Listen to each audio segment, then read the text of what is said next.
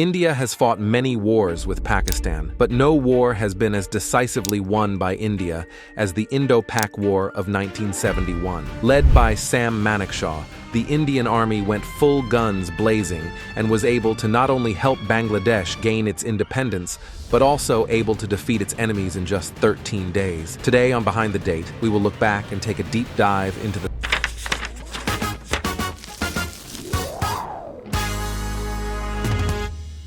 War of 1971 was an armed conflict between India and East Pakistan, now Bangladesh, which lasted for 13 days in December 1971. The war was part of a wider conflict between India and Pakistan that started in 1947 when India and Pakistan became independent from British rule. The war was the result of a long-standing and unresolved crisis between East and West Pakistan, which had been divided by the partition of India in 1947. The crisis was further exacerbated by the 1970 Pakistan general elections, in which the East Pakistan-based Awami League won a majority of seats in the National Assembly of Pakistan. The Awami League, led by Sheikh Mujibur Rahman, had campaigned on a platform of greater autonomy for East Pakistan and for the recognition of Bengali as an official language of Pakistan. The Pakistan military, led by General Yahya Khan, didn't want to share that power and declared martial law and launched a military crackdown against the Awami League. This crackdown, known as Operation Searchlight, resulted in the deaths of thousands of people, the displacement of millions of East Pakistani refugees to India, and the destruction of the East Pakistani infrastructure. In retaliation, the citizens of East Pakistan formed the Mukti Bahini,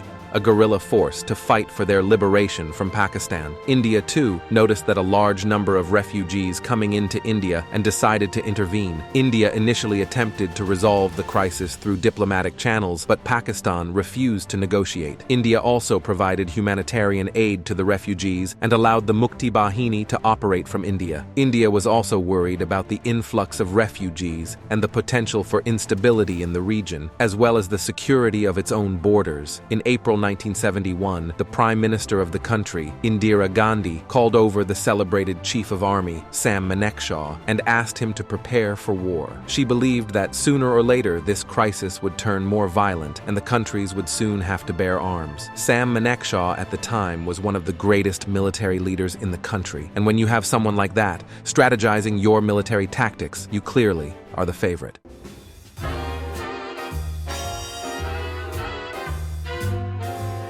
Field Marshal Sam Manekshaw was one of the most renowned figures of the Indian Army. He was the chief of the Army staff during the Indo-Pak War of 1971 and was instrumental in leading the Indian forces to victory during the war. For his efforts, he was awarded the Padma Vibhushan, India's second highest civilian honor. Sam was one of the cadets to join the Indian Military Academy in 1932. He started his career with the Royal Scots, stationed at Lahore, and was promoted to captain in 1942. During World War II, Sam fought against Burma and Japan, during which he was almost fatally killed when several bullets hit him but survived. He was recognized for valor and courage and was one of the most sought-after military commanders after India gained independence. When India became independent. In 1969, he was appointed as the first Indian Chief of Army Staff, where he immediately began to reorganize and modernize the forces. He also worked to improve morale and discipline among the troops. At the outbreak of the 1971 war, Field Marshal Manekshaw played a pivotal role in developing a strategy of rapid mobilization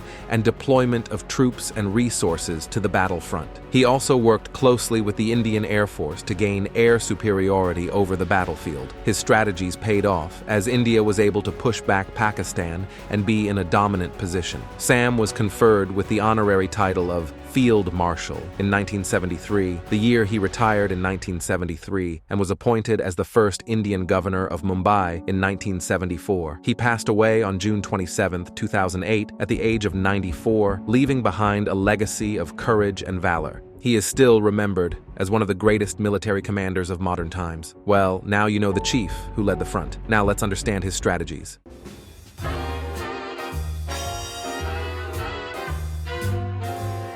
The war began on December 3, 1971, when Pakistan launched a preemptive airstrike against 11 airfields in India in an attempt to gain an upper hand in the conflict. The Indian Air Force, IAF, retaliated with their own airstrikes and began a full-scale war against Pakistan. On the sea, the Indian Navy also took advantage of the ill-prepared Pakistani Navy and successfully attacked and destroyed many Pakistani naval ships, most famously PNS Kahibar. Indian Navy also blockaded the East Pakistani ports, preventing the interchange of much-needed supplies between East and West Pakistan. The role the Navy played during the war is celebrated all over India, as it is considered one of the most successful campaigns of the Indian Navy. It is also reported, though it cannot be truly claimed, that the Indian Navy during the war destroyed almost half of the Pakistanis' naval fleet, while they themselves lost only one. On the ground, the Indian Army launched an attack on both Pakistan's western and eastern front. The attack was fierce, employed strategies that would allow the army to quickly infiltrate Pakistan and Bangladesh and make quick succession. In both regions, the Pakistani army faced heavy casualties, and those who were alive either retreated or were captured. On the western front, the Indian Army captured around 15,000 square meters of land, which were later returned as a sign of goodwill during the Simla Agreement. And on the eastern front, the Indian Army joined hands with Bengali nationalists to launch quickly massive attacks, which eventually lead to the capture of Dhaka, the capital of East Pakistan. On 16th December 1971, the Indian Army, as they surrounded the capital, issued an ultimatum to Pakistan to surrender, which they did. Pakistan surrendered and officially recognized Bangladesh as an independent state.